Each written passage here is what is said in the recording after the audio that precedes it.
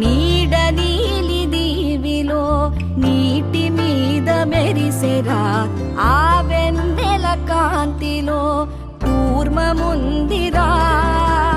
అమాయత వెలుకి తాంబూల పెటిక కట్టి